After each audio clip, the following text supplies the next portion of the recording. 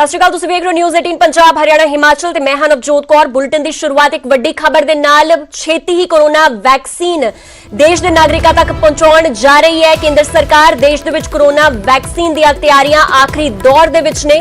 भारत दे विच जल्द ही वैक्सीन नूं मिलेगी मंजूरी। प्रधानमंत्री मोदी दी स्टेटमेंट है, जल्दी ही शुरू होवेगी दुनिया की सब तो वड्डी टीकाकरण मुहिम। प्रधानमंत्री वालों कहा गया और हर वर्ग तक वैक्सीन पहुंचाउण दी होवेगी कोशिश। कोरोना के नवे मामलों दे विच कमी आई है और सेहत अभियान दे विच सारे लोग योगदान देण। पीएम वालों यह अपील की गई है, लोगों नूं वैक्सीन ते अफवाहां तो बचण दी लोड़ है और 2021 हैल्थ सोल्यूशन दा साल रहण वाला है। पीएम वालों गल कही गई, अजे कोरोना तो सावधान रहने की लोड़ है। जदों तक दवाई नहीं उदों तक कोई ढिलाई नहीं। तां पीएम वालों यह अपील जिहड़ी है देश के नागरिकों नूं कीती गई है। इस दे नाल ही पीएम कह रहे हैं कि देश दे विच कोरोना वैक्सीन दी तैयारियां लगभग आखिरी दौर दे विच ने और भारत दे विच जल्दी ही वैक्सीन नूं मंजूरी मिल जाएगी। इस दे नाल ही जल्दी ही दुनिया की सब तो वड्डी टीकाकरण मुहिम भारत दे विच शुरू होने जा रही है। हर वर्ग तक वैक्सीन पहुंचाउण की कोशिश की जाएगी। केंद्र सरकार वालों कोरोना के नवे मामलों दे विच कमी आई है और सेहत अभियान दे विच सारे लोग वध चढ़ के अपना योगदान देन और किसी भी तरह की अफवाहां तो बचण की लोड़ है। प्रधानमंत्री वालों एक गल कही गई है। तुहानूं दस दिए कि देशवासियों वास्ते एक राहत वाली खबर जरूर हो सकती है, क्योंकि इस साल 2020 हर किसी वास्ते बेहद चुनौतीपूर्ण रहा, जदों कि हर कोई अपने अपने पद्धर ते कोरोना वायरस दे नाल लड़ रहा सी और बहुत सारियां जिंदगियां भी अहम जिंदगियां इस वायरस ने खोलियां। ते इस दे विच एक खबर जिहड़ी है वो तसल्लीमई खबर हो सकती है कि जल्दी ही भारत दे विच वैक्सीन नूं मंजूरी मिल जाएगी। भारत विच जल्दी ही एक वड्डी टीकाकरण मुहिम शुरू होने जा रही है और दुनिया की सब तो वड्डी टीकाकरण मुहिम होगी। देश दे विच कोरोना वैक्सीन दी तैयारियां लगभग आखिरी दौर दे विच ने। इस दे नाल ही प्रधानमंत्री मोदी वालों यह अपील देशवासियों नूं कीती गई है कि वैक्सीन ते अफवाहां तो बचण दी लोड़ है और हर एक देशवासी इस अभियान दे विच अपना योगदान देवे।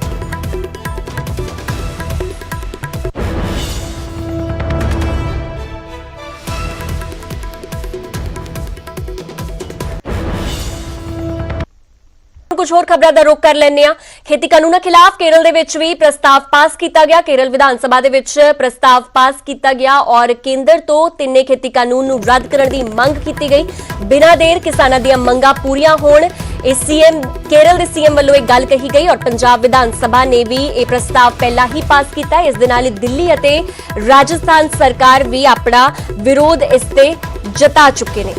तुहानूं दस दिए कि केरल सरकार वालों यह प्रस्ताव पास किया गया। इस तो पहला पंजाब विधान सभा ने भी प्रस्ताव पास किया सी। तीनों खेती कानूनों के विरोध फिलहाल दिल्ली दीआं बरूहां ते किसान डटे हुए ने और किसानां नूं हर सूबे के किसान का समर्थन मिल रहा है। यानी कि ਜਿਹੜੇ किसान ने पंजाब और हरियाणा के ही नहीं बल्कि ਵੱਖ-ਵੱਖ सूबिया तो किसान दिल्ली ਦੀਆਂ ਬਰੂਹਾਂ ਤੇ डटे हुए ने। ਤੁਹਾਨੂੰ ਦੱਸ ਦੇ कि केरल की विधान सभा ਦੇ ਵਿੱਚ ਵੀ ਹੁਣ इन्हां ਤਿੰਨਾਂ खेती कानूनों के विरोध ਦੇ ਵਿੱਚ प्रस्ताव पास होया। इस दे नाल ही पहला दिल्ली और राजस्थान सरकार भी इन्हां ਤਿੰਨਾਂ खेती कानूनों के खिलाफ अपना विरोध जता चुकी है।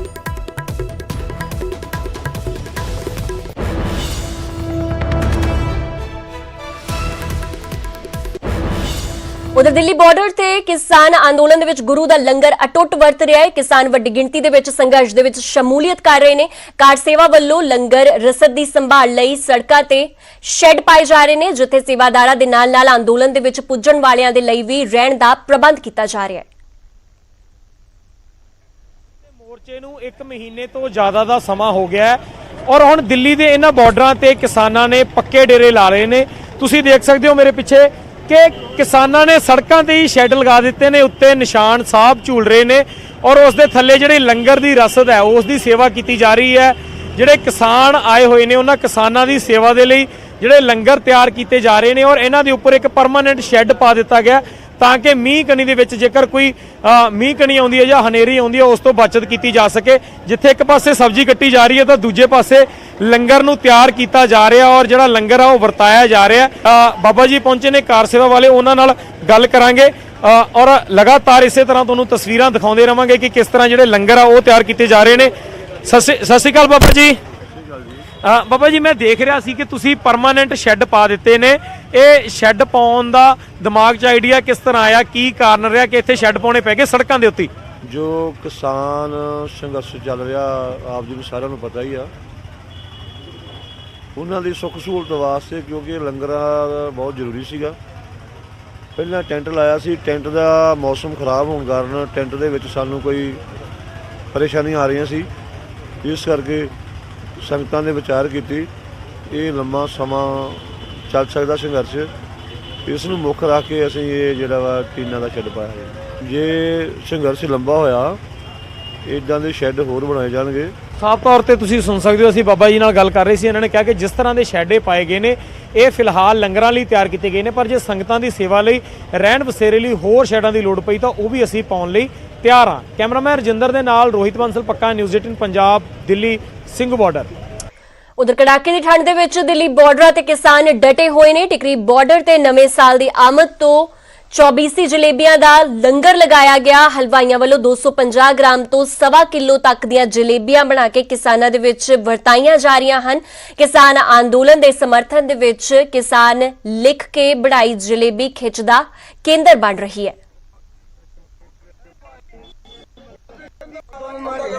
हम पैदा करते हैं खेत में, सर्दी गर्मी में मेहनत करते हैं और कमाते हैं, तो कमाने इसलिए खाते हैं, कमाने के लिए खाते हैं। जो जिंदगी है हम खाएंगे तो हम बच्चों को भी खिलाएंगे और देश को भी खिलाते हैं। हम एक टाइम रोटी बगैर खा रह सकते हैं, देश को भी खाने जाने देंगे हम। हमारे बलराज सिंह जी हैं विधायक है, हमारे महमद के जी, उन्होंने मेरे को न्योता दिया स्पेशल अग्नि जलेबी बनानी है वहाँ पे टिकरी बॉर्डर पे अपने किसान भाइयों के लिए, ठीक है। तो इसलिए हमने 2 दिन का बंटवारा रखा है यहाँ पे। 31 तारीख है आज और 1 जनवरी को नए साल को। उधर कोरोना ਨੂੰ ਲੈ ਕੇ ਪੀਐਮ ਮੋਦੀ ਦਾ ਇੱਕ ਨਵਾਂ ਮੰਤਰ ਸਾਹਮਣੇ ਆਇਆ। 2021 ਦੇ ਵਿੱਚ ਦਵਾਈ ਵੀ ਔਰ ਸਖਤਾਈ ਵੀ ਹੋਵੇਗੀ। ਪ੍ਰਧਾਨ ਮੰਤਰੀ ਮੋਦੀ ਵੱਲੋਂ ਇੱਕ ਗੱਲ ਕਹੀ ਗਈ, ਕੋਰੋਨਾ ਤੋਂ ਅਜੇ ਵੀ ਸਾਵਧਾਨ ਰਹਿਣ ਦੀ ਲੋੜ ਹੈ, ਵੈਕਸੀਨ ਤੇ ਅਫਵਾਹਾਂ ਤੋਂ ਬਚਣ ਦੀ ਲੋੜ ਹੈ। 2020 ਚੁਣੌਤੀਆਂ ਭਰਿਆ ਰਿਹਾ ਔਰ 2021 ਆਸ਼ਾ ਭਰਿਆ ਹੋਵੇਗਾ। ਪੀਐਮ ਮੋਦੀ ਵੱਲੋਂ ਇੱਕ ਗੱਲ ਕਹੀ ਗਈ, ਵੈਕਸੀਨ ਦੀਆਂ ਤਿਆਰੀਆਂ ਆਖਰੀ ਫੇਜ਼ ਦੇ ਵਿੱਚ ਨੇ।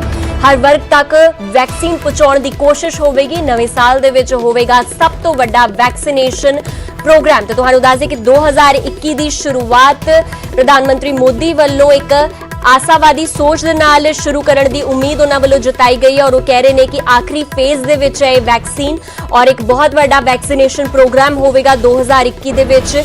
ਔਰ 2020 ਬੇहद ਚੁਣੌਤੀਪੂਰਨ ਰਿਹਾ ਸੀਗਾ ਔਰ ਜਿਸ ਨੂੰ ਲੈ ਕੇ ਹੁਣ ਅਸੀਂ ਆਸ਼ਾਵਾਦੀ ਹਾਂ ਕਿ 2021 ਆਸ਼ਾ ਲੈ ਕੇ ਆਵੇਗਾ, ਆਸ਼ਾ ਭਰਿਆ ਹੋਵੇਗਾ ਔਰ ਵੈਕਸੀਨੇਸ਼ਨ ਦੇ ਨਾਲ ਲੋਕਾਂ ਨੂੰ ਇਸ ਨਾਮੁਰਾਦ ਬਿਮਾਰੀ ਤੋਂ ਬਚਾਇਆ ਜਾਵੇਗਾ। ਤੁਹਾਨੂੰ ਦੱਸ ਦਈਏ ਕਿ ਵੁਹਾਨ ਸ਼ਹਿਰ ਤੋਂ ਨਿਕਲਿਆ ਹੋਇਆ ਇਹ ਵਾਇਰਸ ਇਹ ਪੂਰਾ ਸਾਲ 2020 ਦਾ ਇਸ ਦੀ ਗਿਰਫਤ ਦੇ ਵਿੱਚ ਰਿਹਾ। ਇਸ ਸਾਲ ਪੂਰਾ ਉਸ ਦੀ ਲਪੇਟ ਦੇ ਵਿੱਚ ਰਿਹਾ ਕੋਰੋਨਾ ਵਾਇਰਸ ਦੀ ਔਰ ਹੁਣ 2021 ਆਸ਼ਾ ਭਰਿਆ ਹੋਵੇਗਾ ਔਰ ਵੈਕਸੀਨ ਦੀਆਂ ਤਿਆਰੀਆਂ ਲਗਭਗ ਆਖਰੀ ਫੇਜ਼ ਦੇ ਵਿੱਚ ਨੇ। ਹਰ ਵਰਗ ਤੱਕ ਵੈਕਸੀਨ ਪਹੁੰਚਾਉਣ ਦੀ ਕੋਸ਼ਿਸ਼ ਹੋਵੇਗੀ ਕੇਂਦਰ ਸਰਕਾਰ ਵੱਲੋਂ।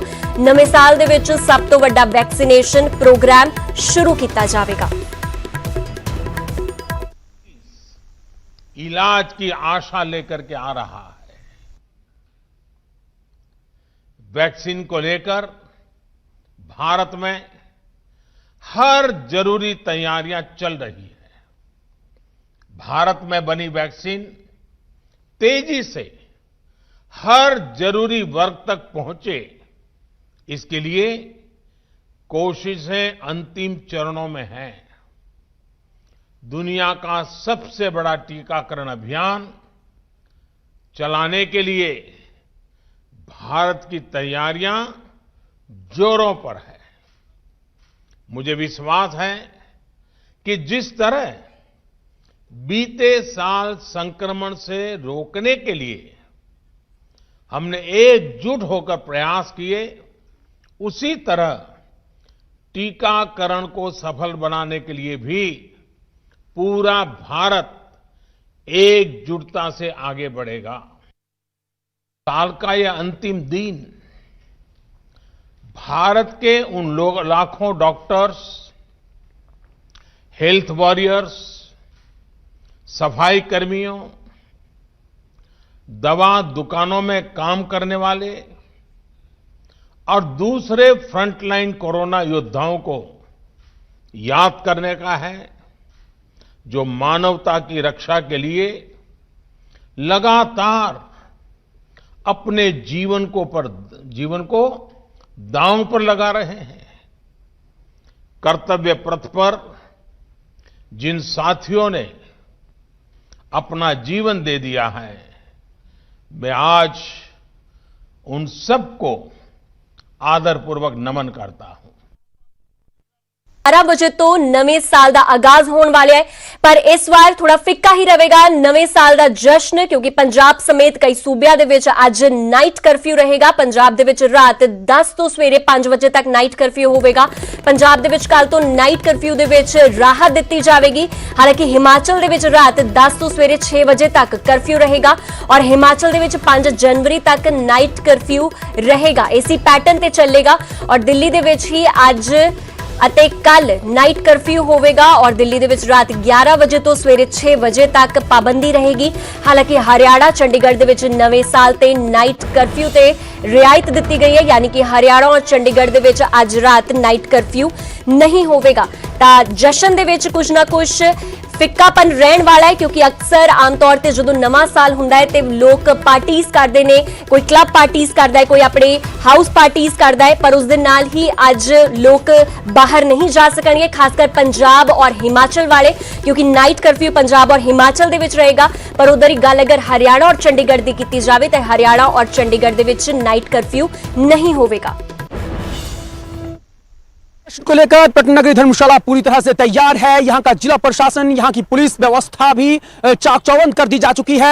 पुलिस अधीक्षक विमुक्त रंजन की ओर से अभी जो नियम और जो शर्तें जो लागू की गई हैं, हिदायतें कुछ लागू की गई हैं स्थानीय लोगों के लिए, होटलर्स के लिए और साथ ही साथ सैलानियों के लिए, कि अगर वो लोग यहाँ पर आते हैं तो उनको किस तरह के नियम और शर्तों का पालन करना होगा और साथ ही साथ नए साल का जो जश्न है उसको मनाना होगा। मैं आपको बता दूं, फिलहाल आप ये जो धर्मशाला जो नगरी है जो बहुत बेहद खूबसूरत है, जिसके नजर दीदार के लिए सैकड़ों की संख्या में जो सैलानी है वो हर साल नए साल का जश्न मनाने के लिए धर्मशाला पहुंचते हैं। वो लोग आने यहाँ पर शुरू हो चुके हुए हैं, लेकिन उन लोगों के लिए खास तौर पर और जो लोग अभी आने बाकी हैं उनके लिए जो यहाँ के पुलिस कप्तान हैं उनकी ओर से हिदायतें दी गई हैं कि अगर वो लोग धर्मशाला के लिए आना चाह रहे हैं, बाहरी इलाकों से आना चाह रहे हैं, तो वो 10 बजे से पहले धर्मशाला पहुंच जाएं जहां उनका गंतव्य है। इसलिए क्योंकि 10 बजे के बाद से जो है वो कर्फ्यू पूरे जिला भर में लग जाएगा, जिसके लिए उनकी ओर से बाकायदा एक पुलिस फोर्स की तैनाती कर दी गई है। उनके 70 से 100 के करीब जो जवान होंगे वो चाय नगरी, पालमपुर और पटना नगरी धर्मशाला के अलग अलग इलाकों में जो है वो गश्त करेंगे। बाकायदा उनकी पेट्रोलिंग जिप्सियां जो हैं वो सारी रात भर पेट्रोलिंग करेंगी। और बड़ी बात यह है कि खुद हिमाचल प्रदेश के जो डीजीपी हैं, पुलिस प्रमुख हैं संजय कुंडू, वो यहाँ पर रहने वाले हैं। उसको भी मद्देनजर रखते हुए जो है यहाँ पर जो पुलिस की व्यवस्था है वो काफी चाक चौबंद की गई है।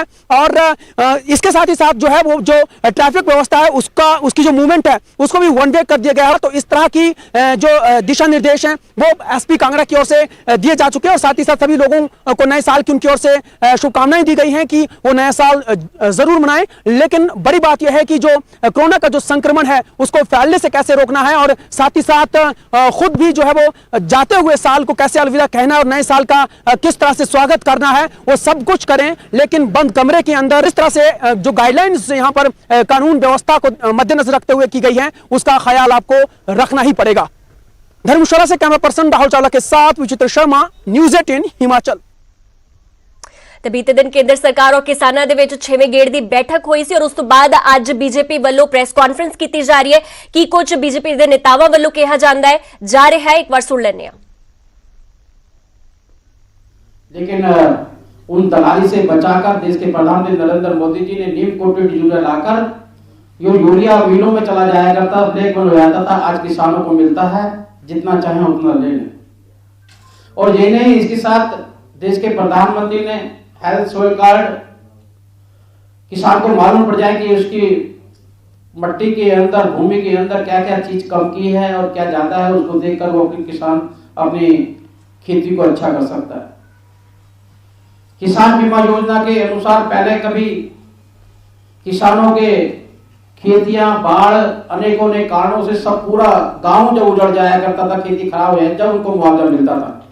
लेकिन प्रधानमंत्री जी ने बीज बोने से लेकर बीज बोने के बाद भी उसका बीमा, थोड़ा खड़ा हो जाने के बाद भी बीमा, कट जाने के बाद भी बीमा, मंडी में जाने से पहले खराब हो जाए उसका बीमा, हर कदम पर उनको सुरक्षा प्रदान की। इसलिए देश के प्रधानमंत्री जी के प्रति भी जो उनकी श्रद्धा थी, और सबसे बड़ी जो छोटी छोटी पूंजी के लिए जो किसान आत्महत्या करता था, किसान सम्मान निधि जो लगातार 2019 से हम दे रहे थे, वो एक मुफ्त राशि 25 दिसंबर को देश के प्रधानमंत्री जी के माध्यम से किसानों को गई। 9 करोड़ किसानों को 18,000 करोड़ हमने धनराशि सीधे सीधे बिना कोई कटौती के, बिना किसी दलाल के हमने किसानों के खातों में पहुंचाई। ये सब किसान भाई हमारे सब धरने पे बैठे हो बने, उनके प्रधानमंत्री का उद्बोधन सुनने के लिए बैठे थे, अटल जी के जन्मदिन पे बैठे थे, लेकिन उन किसानों पर किस प्रकार से कातिलाना हमला किया गया। अनेकों कार्यकर्ता और किसान हमारे घायल हुए। मैं धन्यवाद करना चाहता हूं अपने प्रदेश के अध्यक्ष जी का, अश्विनी जी का, जिन्होंने हौसला बढ़ाकर बठिंडा वगैरह सभी जगह गए और उनकी हौसला अफजाई की। और हौसला अफजाई नहीं की, साथ साथ मैं उन कार्यकर्ताओं को भी नमन करता हूं जिनके घर के बाहर लोकतांत्रिक तरीके से, असामाजिक तत्वों की तरह से उनके घर के बाहर बैठे हुए थे, उनको परेशान कर रहे थे, तकलीफ कर रहे थे। इस सारे क्रम में आपने कहीं ना कहीं देखा होगा यहाँ की पंजाब की पुलिस कांग्रेस पुलिस के तरह से काम कर रही थी। उधर कोविड-19 महामारी ने आपसी निर्भरता दी भावना ਨੂੰ ਮਜ਼ਬੂਤ ਕੀਤਾ ਹੈ, ਜਿਸ ਦੇ ਨਾਲ ਪੂਰਾ ਦੇਸ਼ ਇਸ ਮੁਸੀਬਤ ਦਾ ਇਕਜੁੱਟ ਹੋ ਕੇ ਮੁਕਾਬਲਾ ਕਰ ਸਕੇ। ਵੈਕਸੀਨੇਸ਼ਨ ਦੇ ਐਲਾਨ ਤੋਂ ਬਾਅਦ ਜ਼ਰੂਰਤ ਹੋਵੇਗੀ ਕਿ ਅਸੀਂ ਆਪਣਾ ਮੋਹਰੀ ਯੋਗਦਾਨ ਦਈਏ, ਜਿਸ ਦੇ ਨਾਲ ਅਸੀਂ ਇੱਕੋ ਸਮੇਂ ਵਾਇਰਸ ਨੂੰ ਹਰਾਉਣ ਵੱਲ ਕਦਮ ਵਧਾ ਸਕੀਏ। ਤੇ ਨੈਟਵਰਕ 18 ਇਸ ਮੁਹਿੰਮ ਦੇ ਵਿੱਚ ਹਰ ਕਦਮ ਤੇ ਤੁਹਾਡੇ ਨਾਲ ਹੋਵੇਗਾ। ਜਦ ਤੱਕ ਸਾਰੇ ਸੁਰੱਖਿਅਤ ਨਹੀਂ ਹੁੰਦੇ, ਉਦੋਂ ਤੱਕ ਕੋਈ ਸੁਰੱਖਿਅਤ ਨਹੀਂ ਹੋਵੇਗਾ। ਇਸ ਸੋਚ ਦੇ ਆਧਾਰ ਤੇ ਕੈਂਪੇਨ ਸੰਜੀਵਨੀ ਦਾ ਉਦੇਸ਼ ਇਹ ਸੁਨਿਸ਼ਚਿਤ ਕਰਨਾ ਹੈ ਕਿ ਵੈਕਸੀਨ ਪਾਉਣਾ ਸਾਰੇ ਭਾਰਤੀਆਂ ਦਾ ਅਧਿਕਾਰ ਹੈ।